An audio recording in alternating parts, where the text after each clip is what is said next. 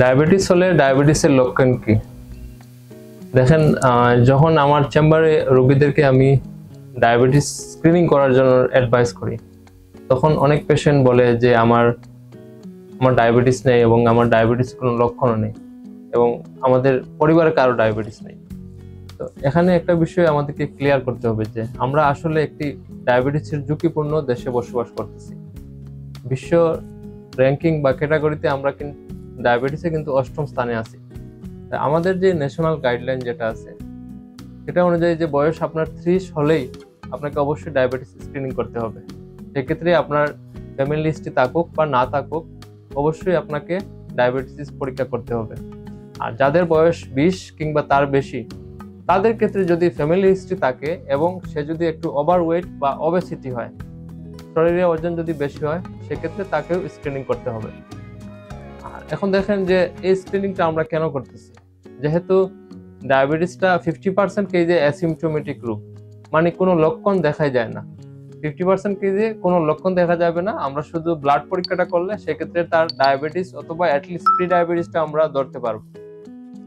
আর লক্ষণ যেগুলো আসছে কি, আমাদের ক্লাসিক্যাল কিছু সিমটমস আছে, যেটা যেমন তার খুব বেশি প্রস্রাব হতে পারে, ঘন ঘন প্রস্রাব হতে পারে, দিনের বেশি বেশি অংশ দেখা যাচ্ছে, কিংবা রাতের বেলা সে ঘুম থেকে উঠে সে প্রস্রাব করতেছে।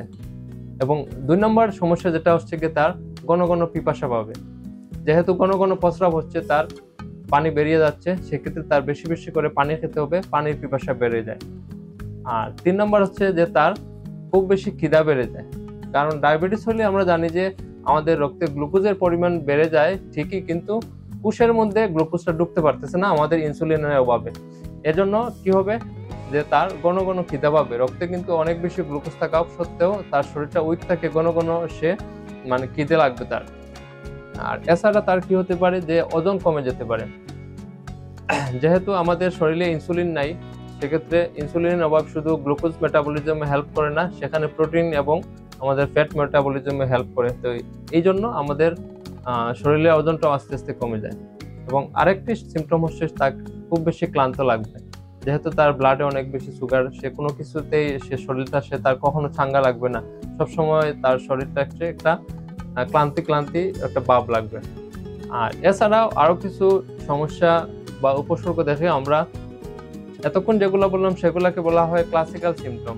আর এছাড়াও কিছু অ্যাটিপিক্যাল সিমটম হতে পারে, যেমন কারো চোখে ঝাপসা ঝাপসা দেখতে পারে, সে একটু দৃষ্টি কমে যেতে পারে, একটু মাথা ধরতে পারে, হ্যাঁ, মাথা ধরার থেকে সমস্যা হতে পারে।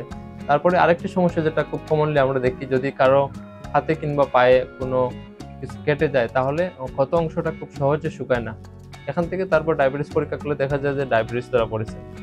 আর এছাড়া দেখা যায় যে কারো ডায়াবেটিস হলে রোগ প্রতিরোধ ক্ষমতা কমে যায়। তো সেক্ষেত্রে তার খুব ঘন ঘন ইনফেকশন হবে, নিউমোনিয়া হতে পারে, প্রস্রাবে ইনফেকশন হতে পারে, অথবা চর্মরোগ, বিভিন্ন ব্রণ, অথবা অ্যাবসেস যেটাকে বলি, পুজ ফরমেশন হয়। হ্যাঁ, এসব তার অপরচুনিস্টিক ইনফেকশন, যেটা রোগ প্রতিরোধ ক্ষমতা কমার জন্য এটা হতে পারে। আর এছাড়াও পুরুষ রোগীদের ক্ষেত্রে একটা দেখি আমরা যে তার যৌন ক্ষমতাটা অনেকখানি কমে যায়। তো এই জন্য ডায়াবেটিসের এই যে সিমটম যেগুলো বললাম, আসলে সেটা যে সবার আসবে তা না। এজন্য আমাদেরকে যেটা মনে রাখতে হবে যে সিমটম যখন আসবে, তার মানে বুঝতে হবে আমার ডায়াবেটিসটা কিন্তু তার কয়েক বছর আগে হয়ে গেছে।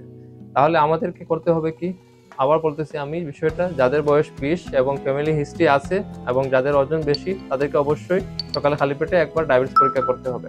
এবং যাদের বয়স 30, তাদের ফ্যামিলি হিস্ট্রি থাকুক বা না থাকুক, তাদেরকে অবশ্যই অবশ্যই সকালে খালি পেটে ডায়াবেটিস পরীক্ষা করতে হবে।